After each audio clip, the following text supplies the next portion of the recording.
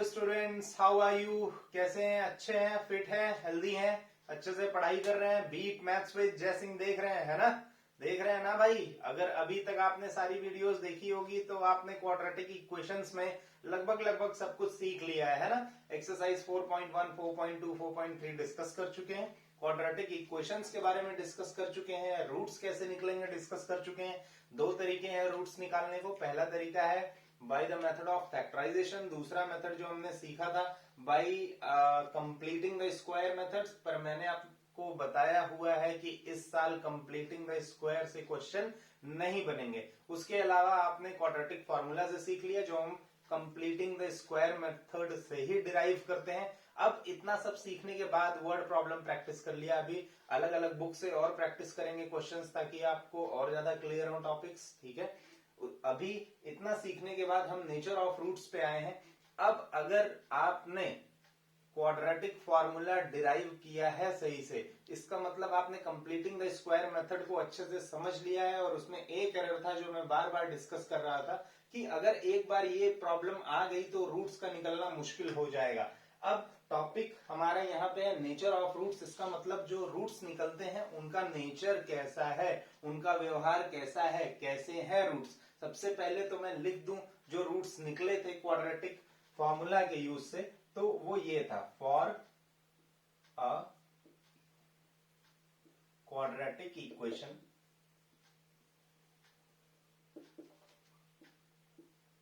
ax square plus bx plus c is equal to 0 where a is not equal to 0। इसके लिए जब हमने roots निकाले थे तो रूट्स निकल के ये आए थे। रूट्स को हमने नाम दिया था अल्फा बीटा। अल्फा बीटा निकल के ये आया था minus b plus minus under root b square minus 4ac by 2a।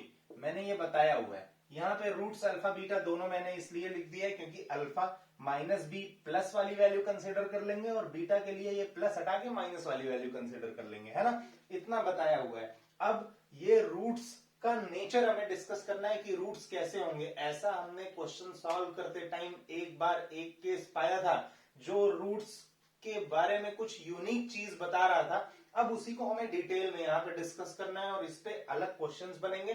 तो उन क्वेश्चंस को समझना है कि उन क्वेश्चंस में हम कैसे जाएं, क्या प्रॉब्लम कैसे सॉल्व करें, तो वो थोड़ा सा समझना होगा, है ना? तो अभी हमने इस क्वाड्रेटिक इक्वेशन के लिए रूट्स बता दिए कि अल्फा और बीटा होंगे और उसकी वैल्यू ये होगी। अगर अब हम नेचर के बारे में डिस्कस करें तो कोई प्रॉब्लम होने वाला नहीं है। हमें पता है ए, बी और सी तीनों रियल नंबर्स हैं। कैसे नंबर्स हैं? रियल नंबर्स हैं। तो कोई प्रॉब्लम तो आने वाला नहीं है, चाहे प्लस में वैल्यूज हो, माइनस में हो, जीरो हो, कोई प्रॉब्लम तो आने वाला नहीं है। यहाँ पे वैल्यू निकलेगी। पर एक केस है जो इसमें थोड़ा सा प्रॉब्लम पैदा कर रहा था। अभी मैं वो फिर से डिस्कस करने जा रहा हूं। वो ये था, आप यहाँ पे बी की जगह कोई भी वैल्यू पुट कर सकते हो। आप यहाँ पे ए बी सी की कोई भी रैंडम वैल्यू ले सकते हो। पर एक चीज मैंने बताया था वो नहीं होना चाहिए। अभी फिर से डिस्कस कर रहा हूं।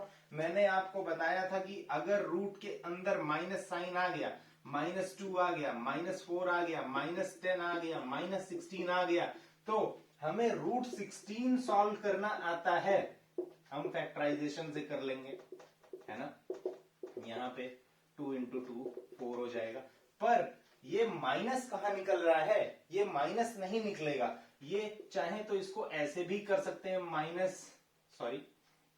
ये -2 multiplied by -2 multiplied by -2 multiplied by -2। ये भी 2 2 जा 4, 2 2 जा 4, minus minus plus, minus minus plus. तो ये यहां पे फिर से हम -2 इंटू -2 निकाल सकते हैं। अगेन दैट विल बी 4, है ना? तो इस तरीके से हम कर सकते हैं। पर अगर सिर्फ अंदर माइनस आ गया, हम 16 के लिए ये लिख सकते हैं भाई। -16 के लिए ये नहीं लिखेंगे क्योंकि माइनस बनना है तो odd number of negative numbers का मल्टीप्लीकेशन होना चाहिए। और इवन हो गया तो वो ऑटोमेटिकली पॉजिटिव हो जाएगा।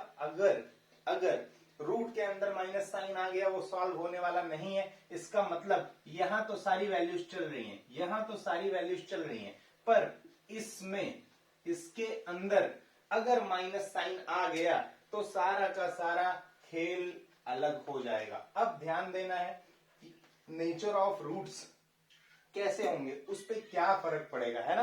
अब नेचर ऑफ रूट्स के लिए हम देखेंगे कि इसकी वैल्यू को हमने कुछ नाम दिया था, कुछ स्पेशल नाम दिया था पिछले क्लास में, और नाम दिया था discriminant. Discriminant d is equal to b square minus 4ac, और इसको हम चाहें तो ऐसे भी लिख सकते हैं, alpha beta is equal to minus b plus minus under root d upon 2a। अब ये d माइनस में नहीं होना चाहिए, तो तीन केस बन रहे हैं, तीनों के बारे में बारी बारी से डिस्कस करता हूं। जो केस फर्स्ट है वो क्या है, if d is greater than 0, अगर जो d 0 से बड़ा हो गया, roots are real and distinct. अगर d 0 से बड़ा हो गया, मतलब 1 हो गया, 2 हो गया, 3 हो गया, 60 हो गया, 90 हो गया, 5 लाख हो गया, 20 लाख हो गया, कोई प्रॉब्लम नहीं है। मान लेते हैं d 5 है, डिस्क्रिमिनेंट 5 आया, b की एक random value let b is equal to 7, है ना। d इज इक्वल टू हम मान लेते हैं d की वैल्यू ही नहीं कंसिडर करते हैं, a को कर लेते हैं, a 1 कर लेते हैं, c 1 कर लेते हैं, है ना।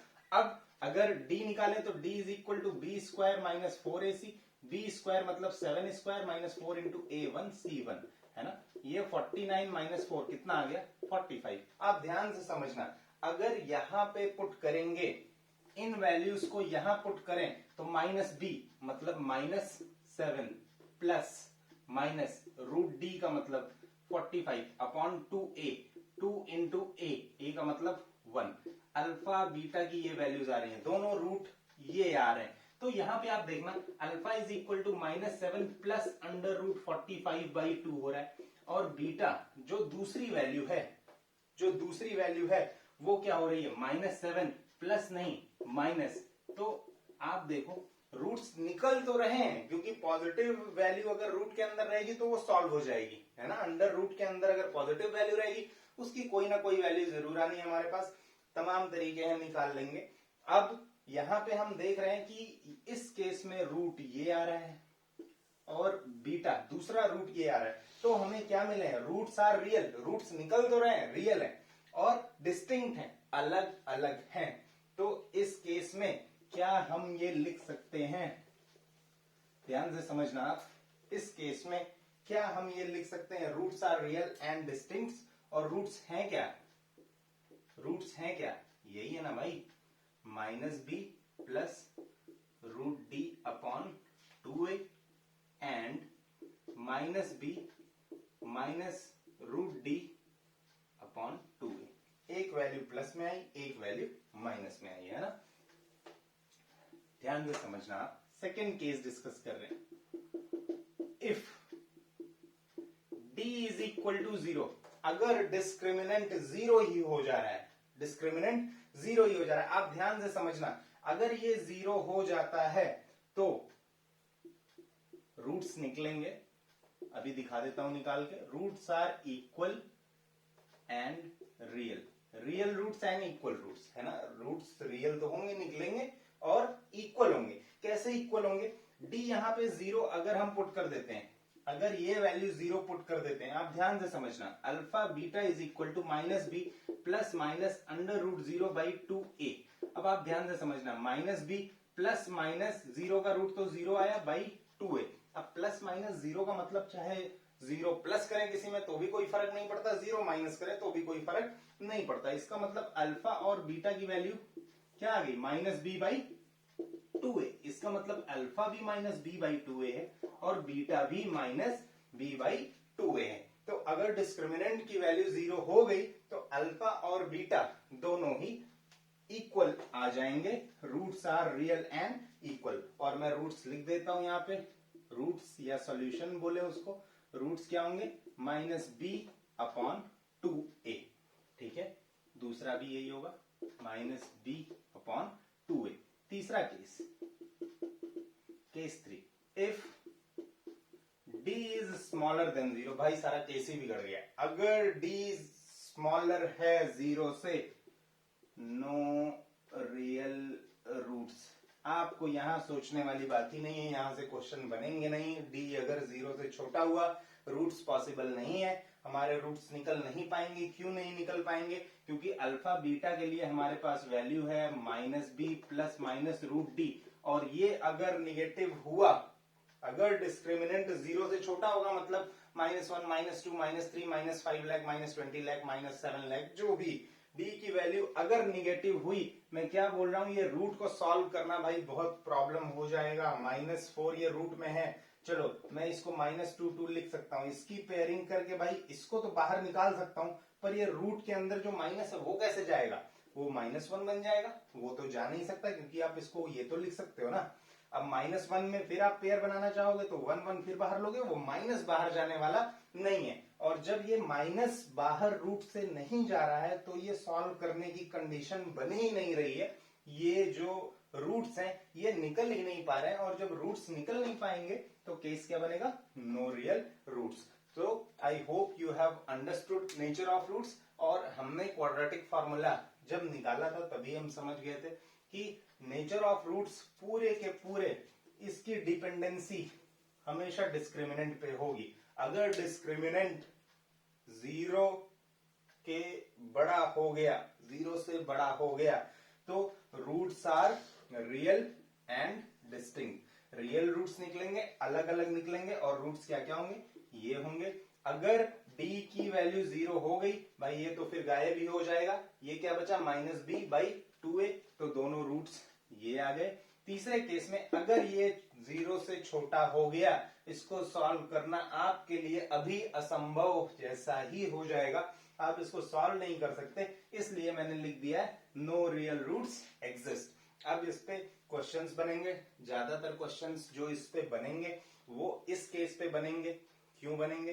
क्योंकि d = 0 है, मतलब b² - 4ac 0 है। अब कई बार ऐसा होगा कि आपको बोल देगा we have a quadratic equation that this जो भी बोलेगा, फिर उसमें क्या बोलेगा कि क्वाड्रेटिक इक्वेशन ऐसा है kx² + 5x - 9 = 0, या जो भी कोई भी एग्जांपल हम ले लेते हैं। अब बोलेगा find the value of k if the roots are real and equal. तो रियल एंड इक्वल कब होंगे? जब b² - 4ac = 0 होगा। अब b की वैल्यू यहां से उठा के रखेंगे, 4 हमें पता ही है, a यहाँ पे ये हो जाएगा, c ये हो जाएगा, तो हम इसकी वैल्यू निकालेंगे, है ना। कोई भी एग्जांपल ले लेते हैं, तो हम इसकी वैल्यू यहाँ पे निकालेंगे, सॉल्व करेंगे, तो कुछ ना कुछ आंसर मिलेगा जिससे हम k की वैल्यू, तो तमाम क्वेश्चंस, ज्यादातर क्वेश्चंस d = b² - 4ac पे बनेंगे। So this case is very important. इस केस को नहीं भूलना, ये केस बहुत इंपॉर्टेंट है, इस पे क्वेश्चन सबसे ज्यादा बनते हैं, है ना। तो अगर डिस्क्रिमिनेंट 0 हो गया तो ये तो गायब हो गया भाई, और ये गायब होने का मतलब -b/2a दोनों हो जाएगा, जो इस सिचुएशन में मैंने लिखा हुआ है। तो I hope you have understood. If you have understood the topic, please like, share and subscribe. Video ज्यादा से ज्यादा देखें, कमेंट सेक्शन बिल्कुल फिल कर दें, है ना। जितना ज्यादा से ज्यादा प्रॉब्लम है सारा कमेंट सेक्शन में पूछें। कोई भी प्रॉब्लम होगा उसको मैं नेक्स्ट लेक्चर में डिस्कस करूंगा। So thank you so much.